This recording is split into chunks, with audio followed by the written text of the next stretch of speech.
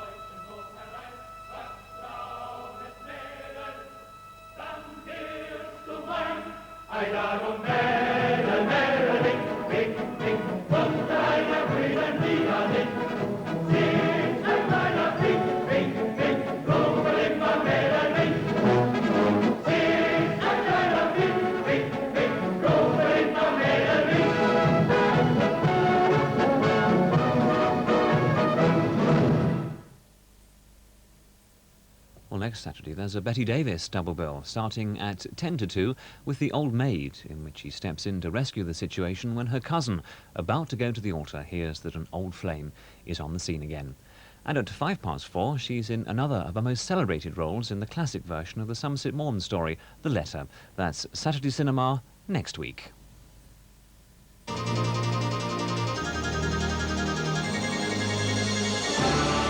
BBC Two presents a new season of documentaries with Lovelaw, a series of 7 films about the love lives of people around the world. He's the last American virgin, I think, out of guys. You don't find guys like that. I was thrilled. Do you think if you'd known more boys, you would have still loved him? It's a very difficult question. It's a difficult question. I don't like the word like a strict word like sex. What would you call it? Well, it's I dare say procedure between men and women. If that would suit you better, why don't you trade her in for somebody why who'll don't you do pick that? somebody else? I'm a man, and how can I be satisfied with only one woman? Yeah, feel some guilt, but not much. Lovelaw, starting tomorrow at 9:05 on BBC Two. And now another chance to see the Newsnight feature, in which John Chuser travelled throughout China and talked to the people about the recent dramatic changes in their lives.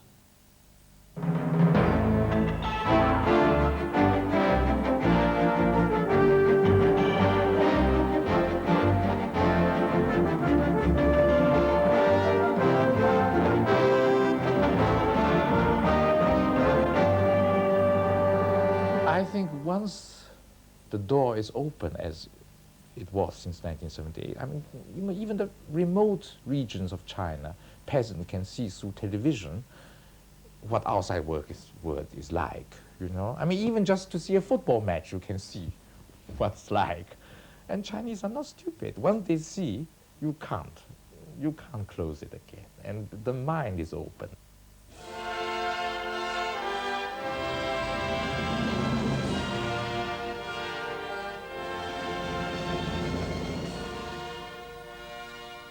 The Chinese people are in the middle of their third revolution of the 20th century. In 1911, the nationalists under Sun Yat-sen overthrew the Manchu dynasty and the Empress Dowager. In 1949, the communists under Mao Zedong overthrew the nationalist government. Today, communist centralization and strict party control are being replaced by something quite different. They call it the responsibility system. It's carried out by communists within a communist system. It's a revolution nonetheless. The architect is the 80-year-old Deng Xiaoping, China's effective leader. 7 years ago, he introduced reforms which have started to transform China's economy, have opened the door to the outside world, and are opening the minds of the Chinese people.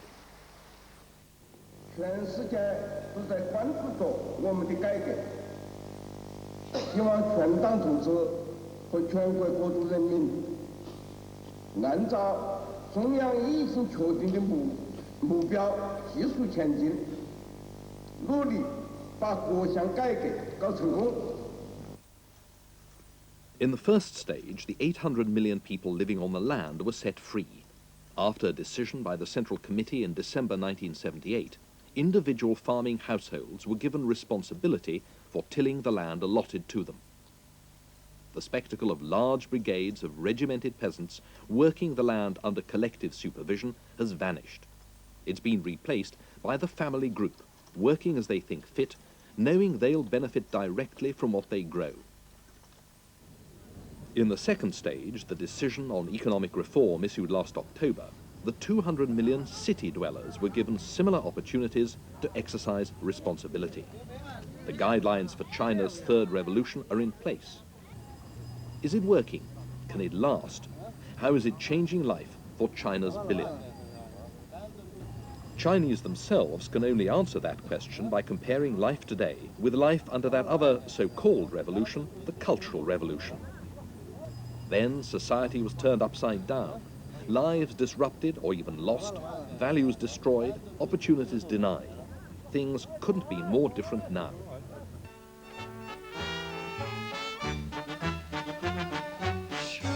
Shanghai, Shanghai, longing for you all the day through.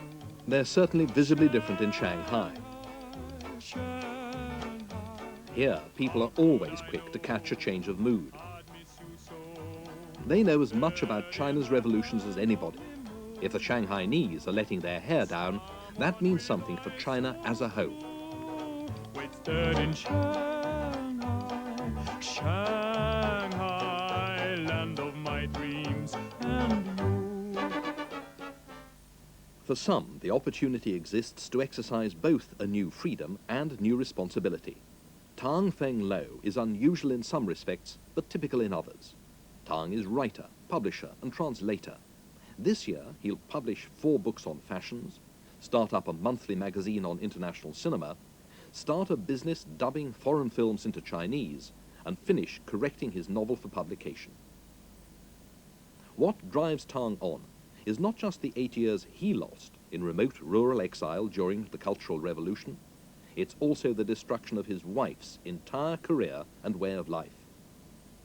Young Li Kun was a celebrated film star, 20 years ago a household name, but her film came under political criticism, and so did she. Today, Li Kun bears the marks of the torture which caused a mental breakdown and the denial of medical treatment at the time. Subsequent treatment has brought about an improvement but no cure. It's victims of the Cultural Revolution, such as his wife, that Tang wants to help with the proceeds of the money he'll make from his 3 ventures. And he's concerned, too, that the 8 years' exile in the countryside and the waste that represents shall not be an experience that their twins or anyone else in the present generation will have to suffer. Tang's hopes for the future are as large as his memories of past suffering is intense. That's what drives him on. I had been kept as a prisoner just because I wrote a very short story. The content of the story is about the love affairs of a young college student. And you were put in prison for that? Yes, by the so-called 造反派. That is the rebellion, called the organization. And how free are you now to write what you want? I was allowed to stay at home for the whole year to write my stories, because in 1981 I've finished a novel. I just want to make some correction. Now, the writers, not for me personally, just for all the writers, they can write whatever they want to write now. Are you confident that the present atmosphere in China will continue even after Mr. Deng goes? I think so. I think so, and I hope so also, because the policies pursued by Deng Xiaoping are wholeheartedly supported by almost all the Chinese people and the cadres of the party. The most important thing for our party to do now is to choose faithful successors now. Yes. Who will continue the present policies? Yes. So, every successor must continue the policies by Deng Xiaoping. We are enjoying much freedom now, much freedom. For example, I can talk whatever I want to tell with my friends. It sounds strange to you, foreigners. You know, in the old days, I mean, before the downfall of the Band of Four, the husband even will not tell the truth to his wife. And what is the atmosphere now? Most of the Chinese people are frank. If you ask them questions, they will answer you frankly, just like me. You feel as if this is the end of a nightmare? Somewhat. I found myself waking from a nightmare. Sometimes, because of the past bitter experience, I even couldn't believe what I was doing now. No. It sounds like a fairy tale, but it really happened. For millions of other Chinese today, it really has happened too. Memories of the Cultural Revolution are fading. New opportunities are pushing aside old bitterness. It's no crime now to get rich. The new party line encourages you to chance your arm in the marketplace. The consumer's voice is to be heard. The diligent and hard-working will get paid more. The lazy will earn less and be punished. That's socialism with Chinese characteristics, as set out in the party's October decision. As a result, the atmosphere in the country is changing. Do you feel there's a new mood of selfishness or materialism in the country? Oh, terrible, terrible. But this didn't start from now, because actually this materialism, at least, is understandable, and also not so, how do you say, vicious. I mean, human beings are selfish, which is understandable, right? And they've had so little for so long. Yeah, which is sort of normal human behavior. But during Cultural Revolution, they are forced to be selfish, forced to protect themselves in order to survive, forced to persecute others in order to survive themselves, you see? If they don't persecute others, they can't survive themselves. They will be persecuted. Unless you persecute others, you can't avoid being persecuted. You see what I mean? Well, you see, I mean, that's really much worse, of course. The Chinese are in the middle of another revolution, as different from the Cultural Revolution as it could possibly be. It's a consumer revolution. It began in the countryside, it's taken off in the towns, and has produced a simply extraordinary change in their outlook and expectation and attitudes. Of course, they tell you, we've got the money to buy a color television set. It's just that it's a little hard to find the ones we want to buy. And it is impossible to overstate how much and how fast the communist Chinese are now catching up, however belatedly, with the attractions of late 20th century materialism. It's taken for granted that a child, and you're only allowed to have one, is the greatest good of all. But with personal spending increasing at 8% a year recently, more and more Chinese have given their precious single child a home filled with the so-called four goods: fridge, cassette radio, washing machine, and, of course, a television. Color, if you're lucky enough. Some fear the four goods are fast becoming the four gods, but nothing can staunch the Chinese rush to buy. It may be incongruous for a Japanese fridge to be wheeled away on a bicycle, but it's no longer an unusual sight in the East Wind market of Peking's main shopping street. In the last 5 years, all these goods have come within the reach of millions of Chinese. The shop's turnover has increased by a fifth each year as a result. Such bewildering products of the outside world are not only to gaze at, but to buy. A prized 14-inch color TV set costs the equivalent of a year's wages for many city workers. even a black and white set will cost up to 4 months' pay. Yet last year, this store sold 12,000 colour sets and 50,000 black and white sets. As far as the manager is concerned, if he could get more sets, then the sky would be the limit. 如果无限供应的话呢，我年可以销10万以上。 5 years ago, would you have believed that you'd be in this position today? 5年前是没有想到的。 As another satisfied customer walked off proudly with his heart's desire, the manager observed shrewdly, what's happening now in China is that the economy is running the economy. The October decision on urban reform recognized that an economy which acknowledges the working of the marketplace needs a radically new style of management if the sheer intensity of consumer demand is to be met. Peking's largest department store regularly has 120,000 people through its doors each day. On holidays, it'll have 170,000. Its record to date was an unimaginable 210,000, a human tide of purchasing power. To meet it, sales staff now get better bonuses. As a result, wages have doubled in a year.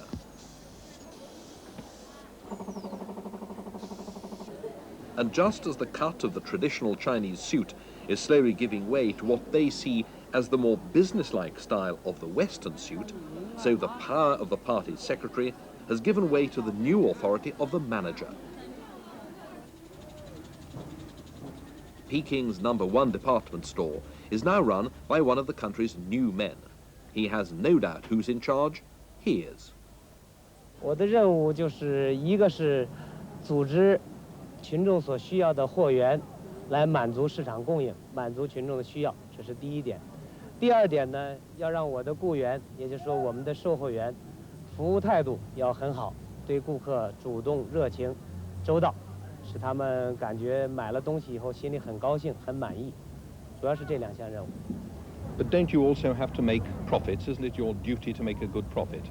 啊，利润呢，那是当然的了，利润也是我们的重要任务。 The new materialism has produced an often lopsided standard of living for many, such as Tang Wenjiang, who drives a car for a living. He wanted to be a doctor, but the Maoist upheavals robbed him of a university education. For the moment, the new materialism is the only satisfaction he and millions like him have. Tang lives near the center of Peking with his wife Qing Mei and their baby daughter. Qing Mei has a job too, and between them, they earn a good deal of money. But the flat they live in highlights the dilemma city dwellers find themselves in. There's an acute shortage of housing, so the Tang's flat is small, drab, and not even their own. They share it and its basic amenities with another family. And the kitchen is basic, while the bathroom has a distinctly Spartan air too. All the present-day status symbols of Chinese materialism are crowded into a single room with a concrete floor. The Tangs have all 4 of the modern 4 goods. The fridge shares pride of place with a brand new and still unused washing machine. But the Chinese concede there's something wrong with an economic system which is still so bad at supplying houses while providing the things that go inside them. The Tang's only hope is that things will continue to get better. 反正我自个儿吧哈，拿我自个儿来说，反正就前几年吧哈，就是吃和穿的问题吧，就不如现在的那什么条件好点儿，能够穿点什么毛料子，或者是以前是就只穿个布的，最起码的最条件好一点的就是底下凉的，现在能穿上什么毛的了，什么一些个东西呢，都使得比较高级一些东西，所以呢，我觉得比前2年条件好点。What would happen if anybody tried to turn the clock back? 很惋惜了，因为我们目前是在搞经济革命，所以这个生活水平呢要逐渐提高。一旦要搞不好，或者不是说这事儿，万一就是谁想改变这个的话，那对我们的生活，起码对我们个人生活是很有影响的，对国家那就是也是一个不好的这个什么。反正我觉得那个。中国吧，反正应该是越变越好，比4化现在不是要实现4个现代化吗？哈，以后呢10个4现代化的以后呢，还得要是越来越好，比实现4个现代化的还要好，所以呢，我们的生活呢也就好起来了。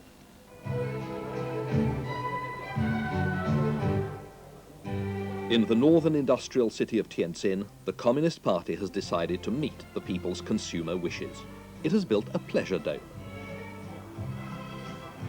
A single glance immediately recognizes it as by Covent Garden Piazza out of Xanadu. It's called, functionally, Restaurant Street. Years ago, the Communist Party effectively destroyed the retail food trade. Now it has decreed that the people must have somewhere to eat and even to dance.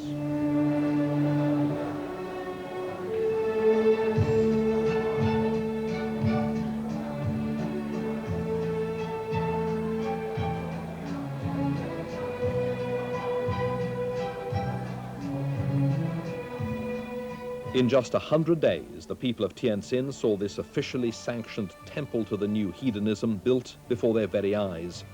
If 20 people club together, they can hire the dance hall. One small step for the Chinese, but a huge ideological leap for the Communist Party. 2 years ago, dancing is forbidden. And now we're allowed to dance. And I think most Chinese young men like dance very much. There's all kinds of policy. It's getting more and more sensible, reasonable, dependable. Our economic policy and urban transformation. Of course, now we're very poor, but I think most young men want to build our country, want to take our country getting more and more rich. So both individual enterprise and consumer wishes now have a place in China. The party accepts that central control, state department stores and state businesses can't meet these needs adequately. Decentralization must reach right down into the marketplace. If an individual wants to start a shop, the party won't prevent them. It was in 1979 that Mrs. Zhang Zhanying and 12 other unemployed young people set up their tea stall here. They had no capital, but they borrowed £10 from local old ladies who had a few savings. They had no premises, but they got 2 benches, they bought 4 buckets for boiling water and the bowls, and they were in street business. In Chinese terms, they got on their bike, and they pedaled it a long way since, pioneering a route which others have followed. The company that has grown from those modest beginnings now stretches along 2 blocks and has a sales area of 2,000 square meters. Officially, it and others like it are called Young People's Collectives because they were started to deal with unemployment among school leavers. 3/4 of the people who work here are under 25. They're proud of the store and know that its success depends on their commitment to it. Competition to join is so keen that you now have to sit an exam to be considered. Financially, it's been a huge success, with a turnover of millions of yuan and its own capital base. What started with a loan of £10 now has capital reserves of £1.5 million. Everyone in the collective is free to join and free to leave for another job if they want to. That's unusual in China. It's possible here because they combine individual incentives with management freedom, and the results speak for themselves.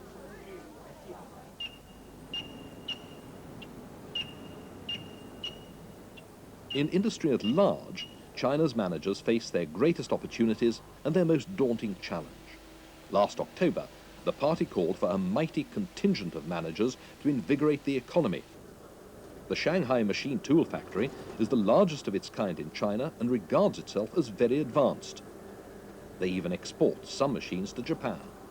But most of their equipment is Chinese, ingeniously adapted with ideas borrowed from abroad. As things stand, the hortatory slogan, "Make products of excellent quality and catch up with the most advanced levels in the world," is a mere pipe dream. 1/5 of all Chinese industrial equipment is at best technologically backward.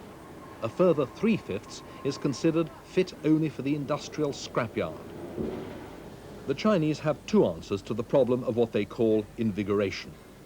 In factories such as this, the party's secretary used to have the final say. Now the manager has full responsibility and makes all key appointments throughout the plant. That's the responsibility system. Attitudes to work and rewards have to change too, according to the party. Paying those who work hard has now become an official socialist principle, sandwiched between one poster about good discipline and another warning against time wasting is a third, which reveals the full extent of the change taking place. Egalitarianism will lead to the destruction of the forces of social production. They've learned from bitter experience. At the height of the Cultural Revolution, this factory lost 50% of its output for 3 years running. Those days, they say, are now over. The director of the plant have more power than before. He can decide the production planning and decide how to use the retained earning. Has he sacked anybody? Have any workers been dismissed? Yes, he can hire and fire the workers.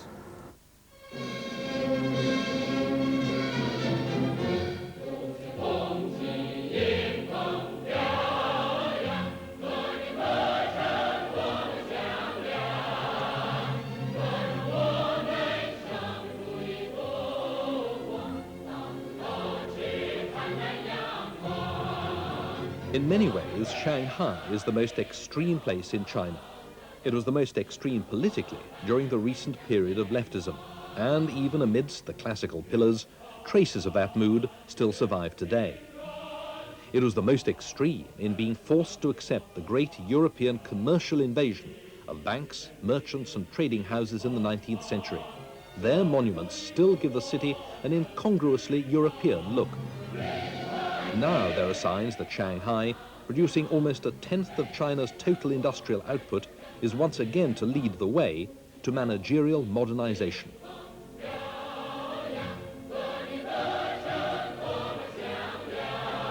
Even in today's China, you wouldn't expect to find an exclusive businessman's club, but that's exactly what the Select Entrepreneurs Club is. Its premises may be modest, a few rooms in a comfortable hotel, but its ambitions are not. Its 500 members, representing 150 enterprises, pay a staggering £800 a year for the privilege of belonging, even, they believe, of influencing the government. Mr. Zhao runs a pen factory. Before, central planners only allowed him to make fountain pens, not ballpoints. Now he can make what he likes. Mr. Gu runs a toy factory. According to the plan, that meant he could make only toys. Now he's branched out into the leisure market because he believes that's where demand lies. The new voice of Chinese management is making itself heard. Do you value the freedom you've now got? 我非常珍惜。我认为我们国家这个30多年来啊，经济建设上不去，比较落后，就是在领导体制上面呢，原来没解决这个问题。所以中央和政府呢，从去年开始，当然摸索了好几年了。实行这个城市经济体制改革，包括领导体制改革呢，这对我们搞生产、搞经济建设的同志呢，就好像这个老虎添了翅膀。So are the Chinese going capitalist, as some outside observers say? Well, leave aside the fact that what they call capitalist roading is still a pretty dirty phrase here. I'm not sure that the word capitalist is a very useful one to describe what is going on. For a start, the Chinese point out that there's no private ownership. It's all owned by the state. Then they'd argue there's no exploitation of class by class. And finally, they're still sticking to their 4 principles, which include Marxism-Leninism and keeping to the socialist road. And all of that is a very long way away from anything we'd recognize as capitalism. Certainly, leading members of the Chinese government, including one of the Prime Minister's own deputies, are polite but firm on the subject. 我们认为这个社会主义跟资本主义有个很大的区别。社会主义是要求公平分配，能够共同富裕，但现在还做不到。现在只能一部分人先富起来，以后慢慢大家都富裕的。那么，所谓资本主义，看起来经济是发达的，但贫富是先熟的。我到了你们英国、法国都看到这个现象。So you're satisfied that China is not following that economic model? 不会走这个哪一条道路的，但是他一些办法、一些措施，特别是经营管理方法，我们认为应该修习。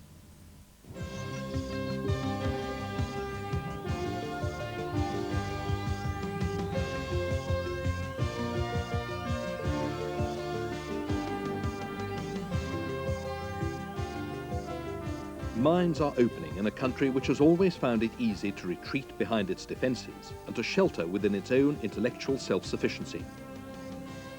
But in 1985, China has reached two conclusions. First, that only an open door to the outside world can break open a generation of closed mines. Second, while that process takes place, China does not think that a major war with one of its neighbours is likely. Its priorities are the four modernizations: industry, agriculture, technology and defence. But although defence comes last, neighbours should not draw the wrong conclusions. China's armed forces are being shaken up by the new values now prevailing.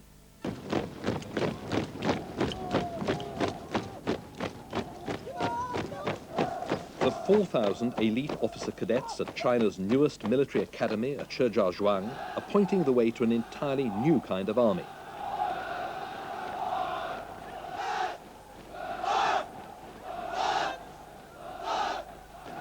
They represent a rejection of the ideals of the old People's Liberation Army in everything but name.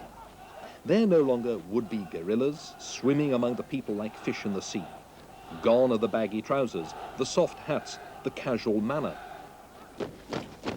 The spit and polish, the intense discipline, the professional pride are the marks of a new elite.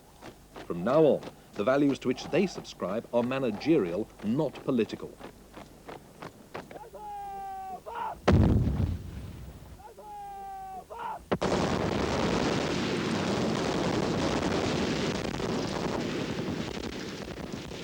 China's armed forces know there's a gap between what they'd like to be, fully modernized and equipped armed services, and what they have the money to be. They know the equipment on which they're training is old-fashioned. Most of it is Soviet-built or Soviet-derived. It represents what Western observers recognize as Korean War stuff. China is slowly building up its own arms industry, but there's no sign that the army's firepower will be anything but enthusiastic rather than sophisticated for years to come.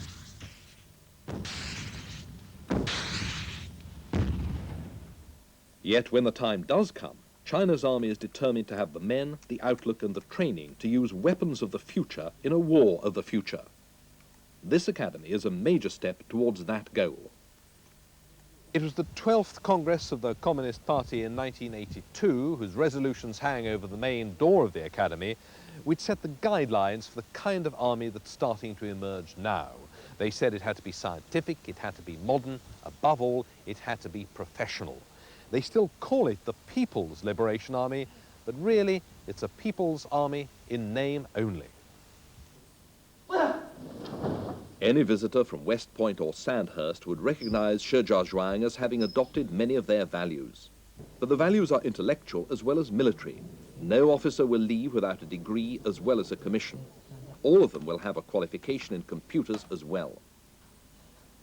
If the PLA is distinctly short of modern command and control equipment, if NATO's dream of a computerized battlefield is a space age away for China in practice, at least China's future officers will know what they should have in theory.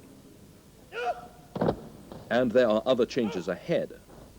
In June, the Chinese leader Deng Xiaoping confirmed that the overall strength of the armed forces will be reduced from 4 million to 3 million. With that sort of slimming down, China's officers and the men they lead can't afford to be anything but professional. China's military counter-revolution will be complete when ranks and badges of rank are restored. Everyone knows that the decision to restore them in principle has already been taken. The word in Peking is that ranks will return in practice next year. The emphasis openly placed here on quality, efficiency and order would warm the heart of the sternest sergeant major at Aldershot. They're also values the Chinese leadership would like instilled into the people at large: innovation, self-discipline, modernization. So when the passing out troop rehearse their march past, they're looking ahead not only to what they want to be, but what the country wants to be as well.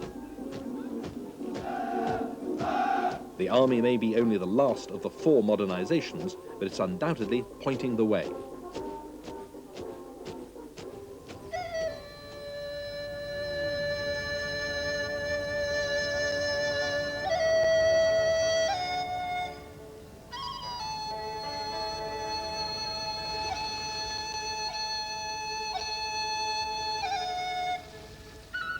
China's high hopes for modernization come first and foremost from its success in the countryside. Making agriculture a priority appears to be blindingly obvious for a country with 800 million people living on the land. In 1949, Mao Zedong led a revolution based on the peasantry. The Russians said you needed an industrial proletariat to make a revolution, but Mao's trust in China's peasantry was justified in practice. In 1978, Deng Xiaoping again turned communist orthodoxy on its head. Agriculture was to be the foundation of the economy, not heavy industry. Working in a regimented way in what was known as the brigade system was abolished.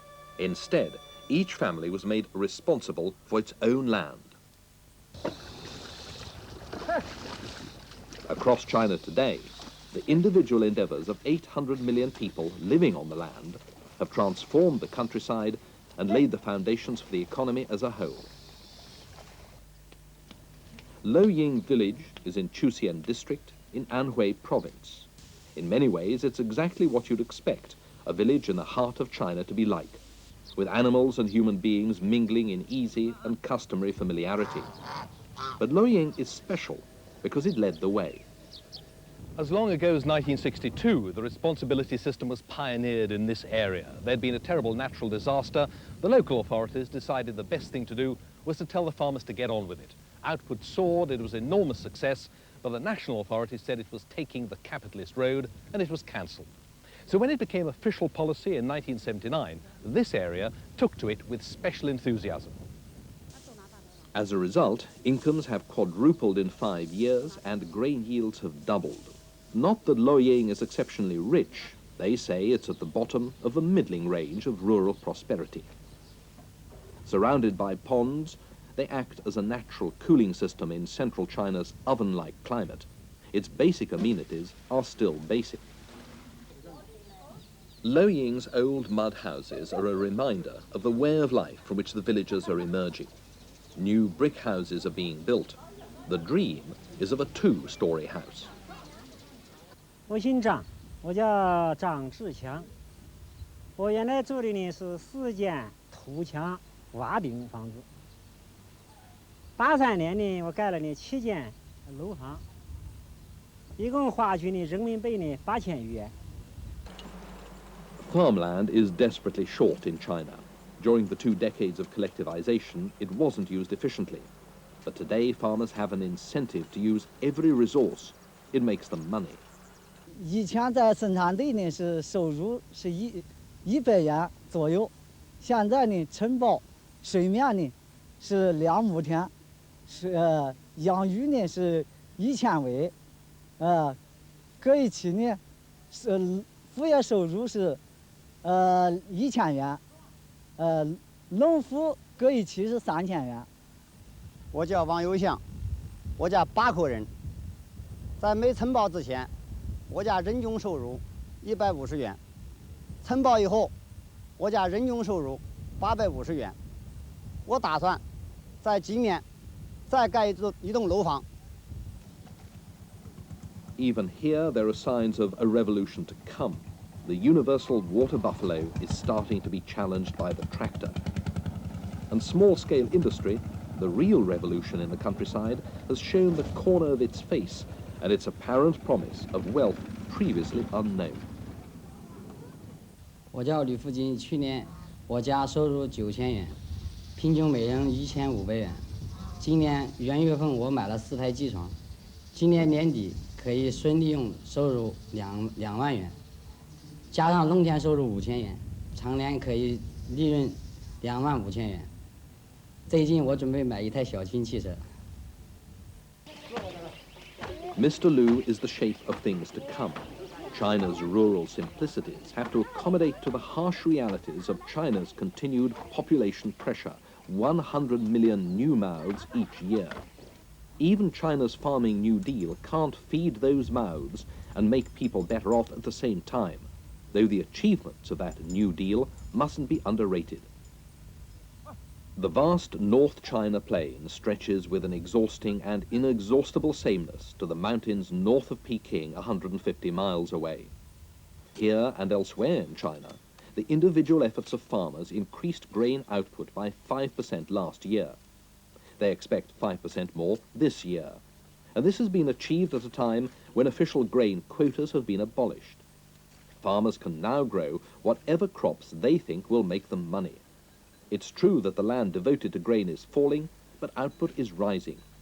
For agricultural growth in the 5 years of the responsibility system has been 3 times as great as it was in the previous 20 years of collectivization.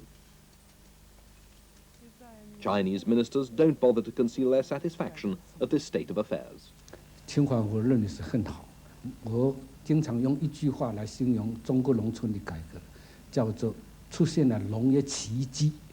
在5、6年以前，你在北京的街上有时候还可以看到讨饭，现在没了。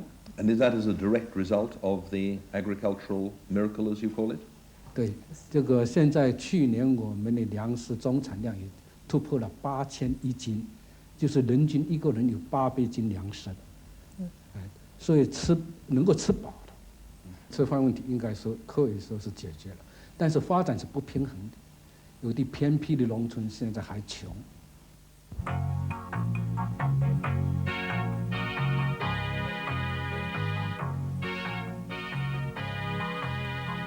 For the most part, China's 800 million rural dwellers, 4/5 of the population, have come to enjoy a standard of living undreamed of in the past.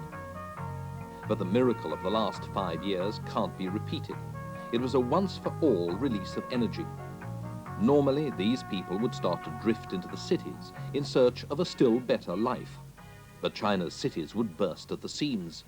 So the official solution to keeping the people fed and prosperous in the countryside is to move industry to them.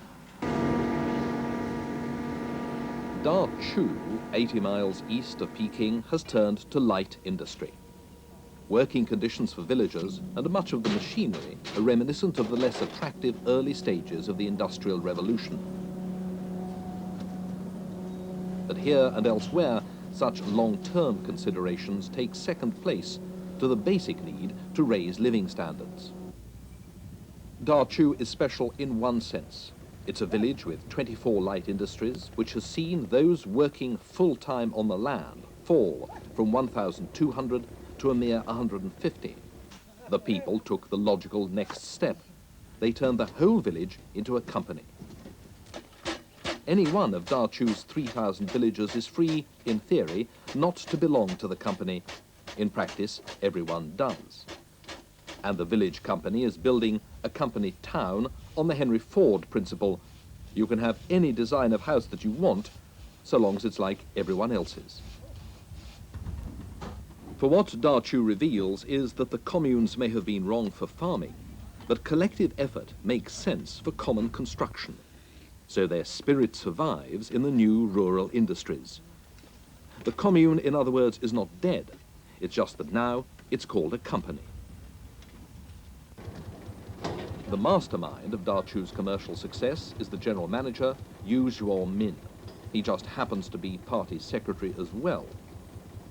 As a lifelong member of the party, he's adopted its new values with skill and alacrity.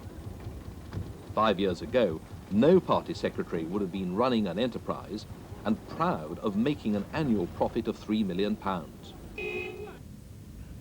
The village offered Mr. Yu a salary of £50,000 to manage the company. He turned it down for a more modest £7,000. That's more than the Chinese Prime Minister gets. Mr. Yu's instincts are fiercely competitive. 第2年、2年之后3到5年当中，现在你们看了我们的设备，这个产品，这个甲虫毛比较还是落后。我们在3到5年当中，在世界先进水平的技术、产品、设备都搞这个，会赶上你们。 Mr. Yu's managerial style is distinctly on the grand side. He admits he's not a great one for talking to the people. As he sweeps into the village showcase, the new printing works, attended by a small flotilla of deferential aides, he's every inch the company boss. All Mr. Yu and the Dachu villagers want of the future is more of the same. But they reflect a central paradox of much of China's countryside. present prosperity depends on light industry rather than farming itself. In more advanced areas still, the paradox is becoming a contradiction.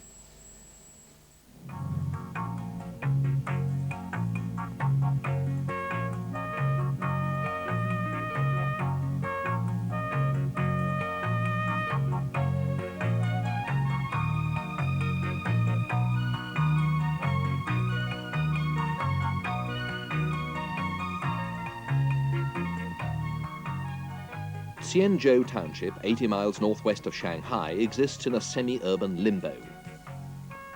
Its 21 component villages are officially part of the rural economy. But where does town end and country begin? 14% of all jobs in the countryside are now in industry. Xianzhou leads the way. Its 400 factories range from the very small to large electrical plants run by the township. 80% of Xianzhou's 40,000 people now find a living working in a factory. At the end of the day, there are few complaints from these people whose whole way of life has changed dramatically. Average incomes have quadrupled in 5 years. Social habits and behavior are changing. Not so long ago, in villages like this, the standard of living was low and everybody knew who the richest families were. Now that there's very much more money around, there's also far more sensitivity, and people don't like to be known as being the richest family. And there's another aspect of the new prosperity, that is savings. They save a lot of money, they put it into the bank, they get 6% interest on it, and a lot of them are getting as much in interest as some people in the towns are actually earning. The Tang family are known as one of the richest in Qitang village. It's part of Xianzhou Township. The household includes 4 generations of the family. 我的生意这里嘛是两改变房，那么现在辰光呢，烧着生意改房子是内房，那么人民币嘛用了4万。The whole Tang household is an epitome of China's 5-year-old countryside revolution. But are they the hoped-for ideal? Is this the China of the future? Is the newfound materialism a deserved relief after generations of exploitation, or is it becoming an end in itself? Will China's bright new material goods prove to be toys which never quite work? Not long ago, it would have been unthinkable for a farmer's elder son and his wife to earn wages of £2,000 a year and to live in a room 3 times the size they could expect in the city. They might not recognize the phrase, but they're upwardly mobile. The Tang younger son has all the consumer goods bought, ready for marriage next year. But do they represent less a solution to the countryside's problems than an unsatisfactory compromise? It's understandable for their grandmother to accept these pennies from heaven with a calm philosophy. She has seen China's 2 major revolutions. She's experiencing the 3rd. All she hopes is that they can keep what they now have. To revert the present trend would demand one even more powerful than the leadership of Mr. Deng and his aides, and such a leadership you cannot find on the horizon wherever you turn your head to. I would not be surprised, say, there should be some minor fine-tuning as to, for instance, the speed of economic growth and minor policy changes. That would be likely. However, the general trend is set. Yet there is a nagging doubt. The experience of the village of Dajai is a stern reminder that no one in China should count on anything lasting. A decade ago, Dajai was a model of self-help, approved by Chairman Mao himself. He told the whole nation to learn from Dajai, to follow its line. It became world famous as a village that carved its land out of the mountainside. The terraces are as much an art form as an economic achievement.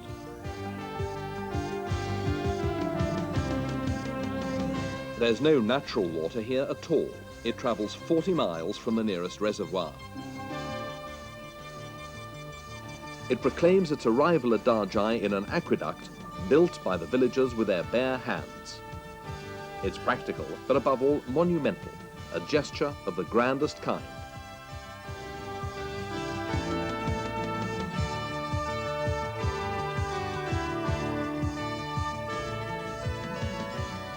But the villagers of Dajai now know the truth about those years. They could never have led to lasting prosperity.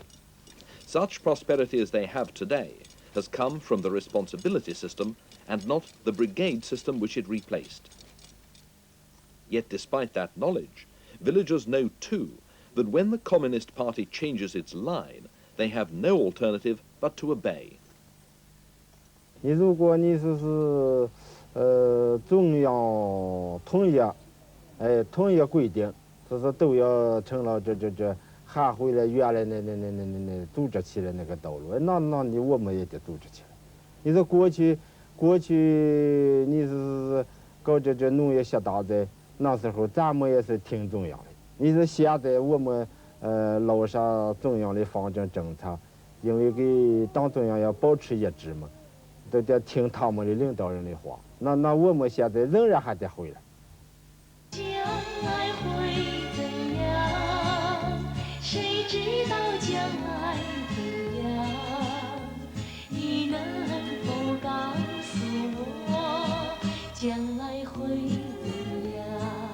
Fears for the future are far from the minds of most people in China today, allowed as they are to live a little, make a little, spend a little.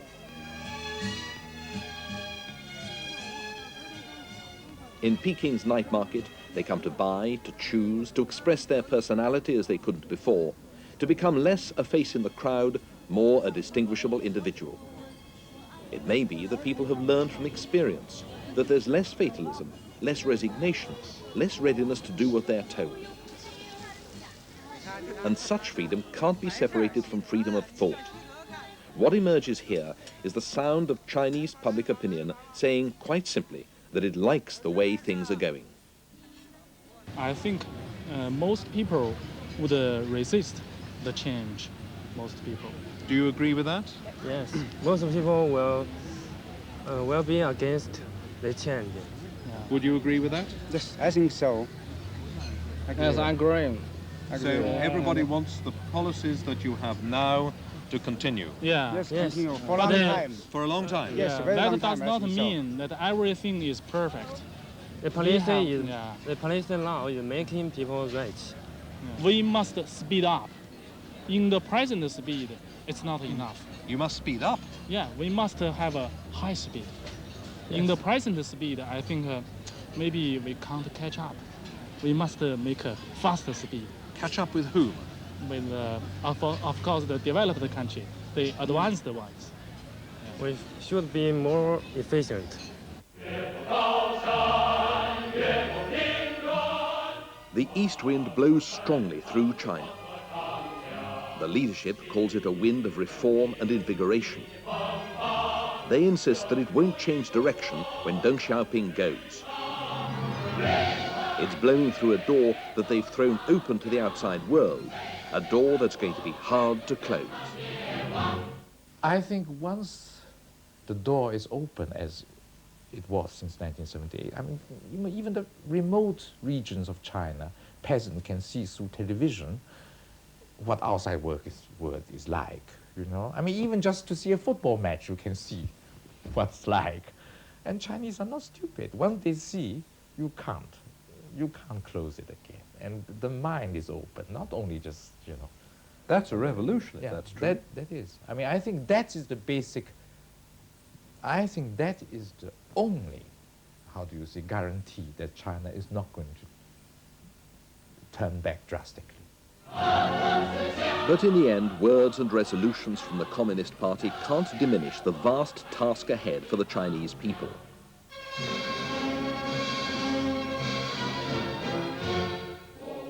The immediate aim is to quadruple the economy in the last 2 decades of this century. Chinese leaders say openly that on the centenary of the revolution, the year 2049, they will be a fully modern, rich and still socialist country. They're taking the first steps now. But the distance China must travel makes the long march look like a stroll in the countryside.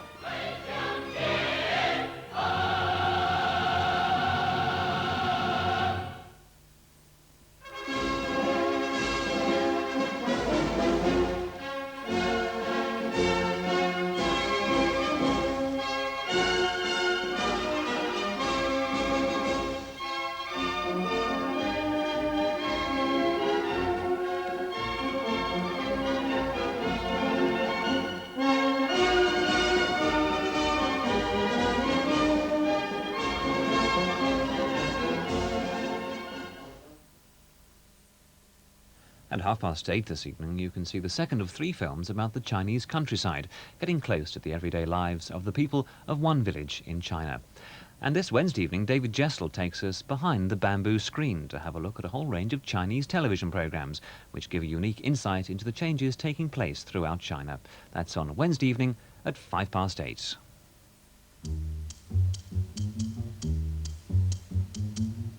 In the Money programme this week, one man's fight to keep his business alive. Throughout the summer, the Money programme cameras have followed Robin Hamilton as he battles against receivership. And as South Africa adjusts to the imposition of American sanctions, we discover why a South African supermarket boss is taking on the challenges of retailing there by putting himself on the screen. That's on the Money programme tomorrow at 6:30 on BBC Two.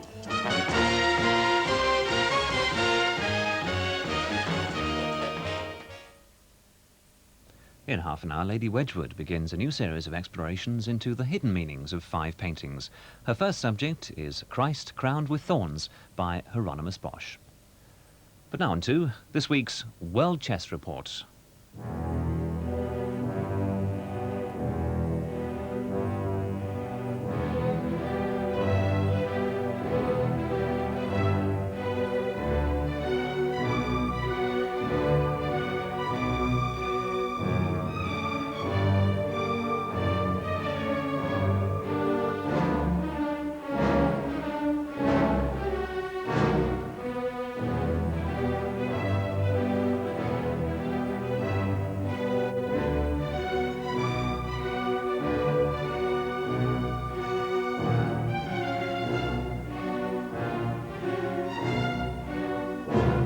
Thursday afternoon in Leningrad, and game 21 adjourned from the evening before and destined to end very soon as a draw. Karpov's last game but won with the white pieces. Tonight, the 1986 Chess World Championship is poised on a knife edge. Game 22 was adjourned last night. According to the Times, Garry Kasparov has a very clear edge. According to the Telegraph, both players have winning chances. Grandmasters slightly divided, largely on the side of Kasparov, but you pay your money and you take your choice. And so we're going to concentrate on game 22 with Murray Chandler. Welcome back, the only man courageous enough to forecast that Karpov could get back into the match when he was 4-1 down. And as usual, Bill Hartston, the author, analyst, and fisher in murky waters. Right, the story of the week is quickly told. On Monday, the game was drawn when Kasparov was playing with the white pieces. On Wednesday, the game was drawn, and then last night, game 22 started and was adjourned. As I said, we are going to concentrate entirely on that game. We hope to have, in fact, we're sure we will have, during this half an hour, the result of that game, and we will bring it to you as soon as we do. But for the moment, let us go back to the start of game 22. It's Garry Kasparov playing with the white pieces. The score, remember, is 10.5 each. Equality with 3 games to go. Murray Chandler and Bill. Well, both players seemed quite confident when this game started because they rattled out their opening moves. So many World Championship matches have been lost, really, because a player thought his opponent was groggy when he wasn't. Kasparov seems to have got over the problems of those horrible losses just before. Queen's Gambit declined, always Karpov's favourite, most solid defence to the Queen's pawn. And this is a variation they've played many times before. Kasparov seems to have a certain fondness for exchanging the bishop for knight in this position. It's in a way a curious decision because the position they get to really has lots of open lines for bishops, but black's never seem to work properly. Of course, the bishop he hasn't moved yet is always black's problem in this line. It tends to get blocked in by its own pawns. Now, they'd played this opening twice before in this match. I think once or twice before in earlier matches too. Well, they had many Queen's Gambit declines in the first match. Black must free his position somehow here. He must do something about this bishop that can't move.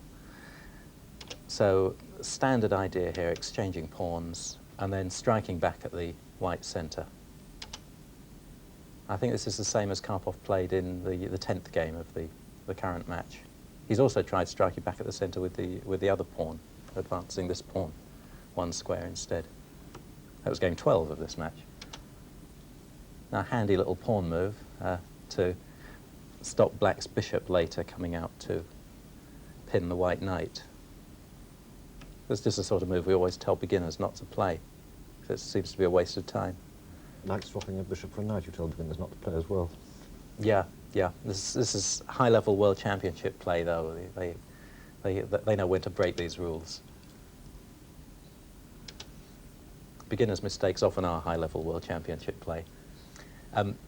Here, at last, we see the real reason for White's pawn move. White has an isolated pawn, which is under attack already from bishop and queen. White needs to have that defended by knight and his own queen, so it's very important to stop black's bishop from coming out to this square.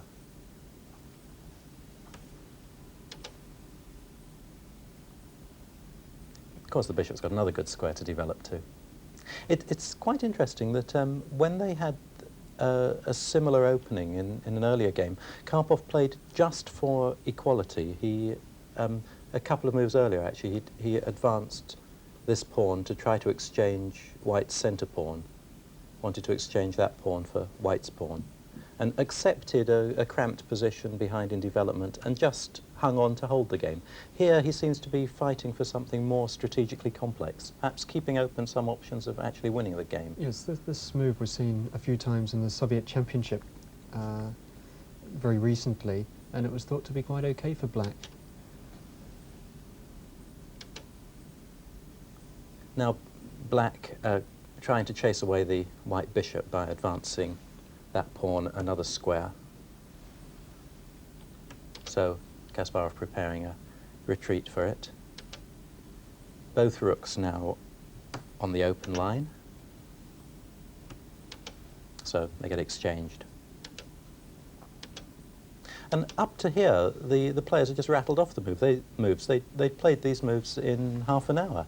And suddenly, round about this stage of the game, queen attacks bishop, bishop retreats, the play slowed down dramatically, and they started spending a half an hour on every single move. In fact, Murray, they played those opening 18 moves in about 22 minutes each, and then, as Bill said, they're now going into a very long pause. Do you think Karpov is actually playing for a win, or is he simply looking, would he be content with a draw here? I'm quite certain in this position he'd be happy with a draw.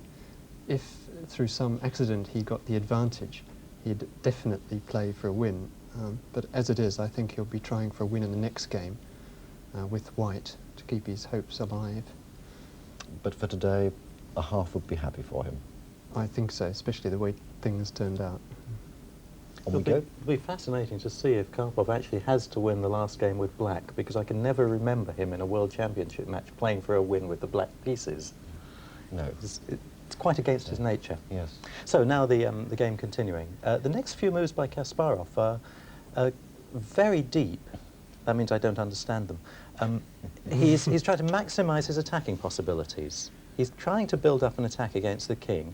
That pawn is ready to advance another square, but not yet. He just needs that attacking option. It's not so hard to understand. White's queen wants to come one move across to g4, threaten the bishop on g6, and then white will advance the pawn onto h5 with a very strong attacking position. So although it's not the obvious move, there's definite method in the madness. And now Karpov playing a strange-looking move. Of course, black's queen was liable to be attacked by a white rook coming to the open line. So gets out of there. And I think it's also threatening to come out itself onto this square to attack the white bishop. Yeah, I think that's correct in view of white's next move, which is really a bit decentralizing. Yes, in fact, I think if white now were to move his queen to attack the black bishop, black's queen would come out and attack the white bishop in reply. So having played one attacking move on the king's side, Kasparov now plays a decentralizing move on the queen's side. The knight coming out, it looks very odd, moving a knight out to the edge like that just to stop black's queen coming out. But one can understand why they're spending half an hour a move here. The moves just seem disconnected. And now Karpov beginning to feel that there is danger. That's played with a very heavy heart. It's a weakness. Why? Why? Because the white knight can leap into g5 later on, attacking the f7 point, which is really the critical weakness of the black position. Also, black's bishop on g6 is slightly hemmed in by this pawn. It's on the same colour as the bishop. It'll be a later weakness, I think. Now the rook coming to the open line, and Karpov at last beginning to develop semblance of counterplay. Pawn attacking the knight, knight retreats, queen comes to offer an exchange of queens. Now Kasparov is wanting to play for an attack. He doesn't want queens off the board, so just a simple retreat. Karpov developing an initiative here, pawn attacking the knight. And the knight coming to the centre. Yes, possibly black should take that knight with his bishop. This is one of black's problems. From the opening, white gave up bishop for knight, and the difficulty is that these two black bishops aren't really doing much work. One of them has got to be exchanged for a knight. It's a difficult decision which. If he takes the knight with the bishop now, he can find white's queen and bishop lining up on the diagonal that black's bishop was defending so well. White can develop mating threats. On the whole, I tend to feel that it should be that bishop you exchange. That's black's worst bishop. Now, the way play went, pawn took a pawn. Now, exchange of knight for the other bishop, pawn recapturing. And now it's clear that white's bishop is much better than black's. White's is attacking. Black's is just defending that important square. And white's threatening to bring his knight in to join in the attack on that weak pawn. So Karpov blocking the bishop. Well, this move really forces white to capture the knight, but it's a move he really wants to do anyway. It's basically saying white is better, but I don't think you can beat me, Mr. Kasparov. This is a very logical culmination of white's whole opening strategy. He gave up bishop for knight, and he's now left with a very good knight against a bishop that's hampered by its own pawns. White has a clear permanent advantage here. It's a clear edge, but not necessarily a winning edge. And they had a vote at the Great Eastern Hotel where there's commentaries going on during the game days, and most people thought that Karpov, the specialist at drawing these inferior positions, would hold this. Very interesting here, really, in this position. Kasparov lost those 3 games in a row, steadied himself down on Monday and Wednesday this last week. Not only in this game, but you think in the match he's getting the initiative back again? I think it's certainly been a successful week after the disastrous hat-trick. He's managed to play for a win with white in this game, taking absolutely no risks at all, which will no doubt delight his seconds and his mother. It's very impressive how Kasparov develops his initiative from this position, which looks just a very small advantage. Yeah. The next few moves are quite remarkable. And worth remembering that they're reasonably short of time, too, having spent so long in the middle over those middle 4 or 5 moves, hour and a half each. You play 20 moves in 20 minutes, you then spend half an hour on the next 4, and you're already in time trouble. Now, Karpov's queen attacking a pawn. And Kasparov not defending that pawn. Yes, this is a very, very fine move. One of the best of the match, maybe. Instead of defending his h-pawn with perhaps the obvious move g3, he puts pressure on black's h-pawn, the pawn on f7, and the pawn on d5. He just doesn't defend this pawn at all on h4. This is so easy just routinely to advance the white pawn to defend the one that's attacked. But yes, you see this comes in very useful not to have made this move. Kasparov's so good at avoiding routine moves. He always looks for something I else. think it's very much the key to this game, is they didn't just put their rooks on the open file when they should have. It seemed they looked for the exceptions. Well, there's an immediate tactical point that if black tries to take this pawn, he'll run into enormous trouble because white will take the bishop with his knight. And then if black recaptures this pawn, the central pawn will go with check and black will lose a rook. Yes, that's certainly enormous trouble. So the rook comes up to the third rank to defend the bishop.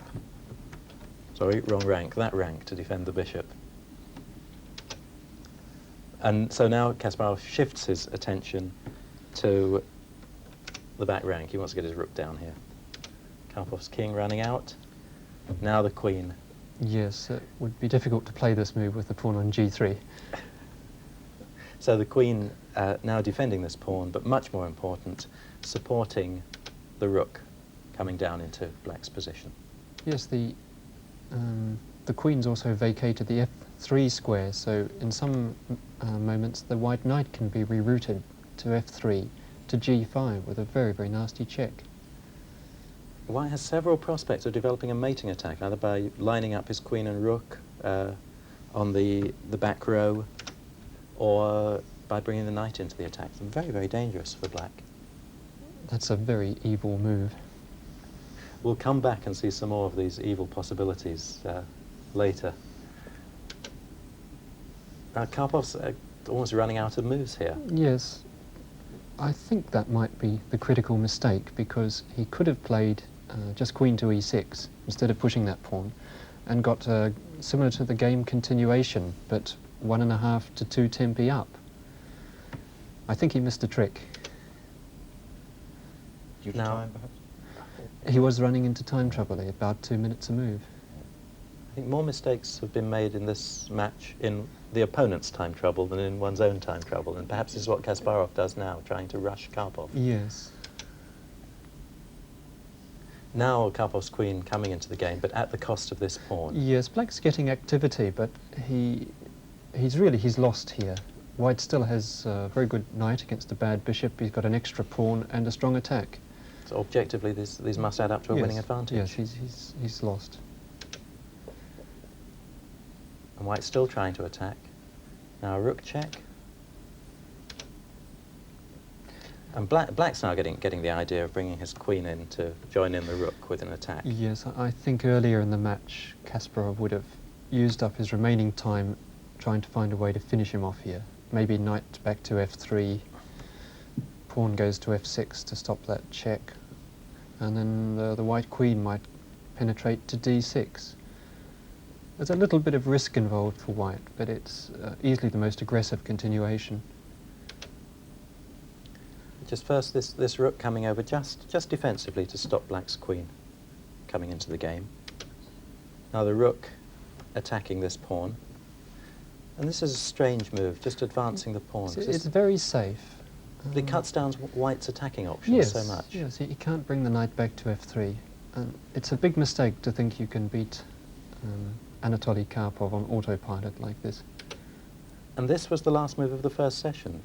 Karpov has suddenly created counterplay. He's attacking a white pawn, and whereas everyone a couple of moves ago thought it was clear that Kasparov was winning, now nobody would put their money on it. He's a pawn up, of course, but is it enough? Interesting here, Murray, that Kasparov wrote down his sealed move,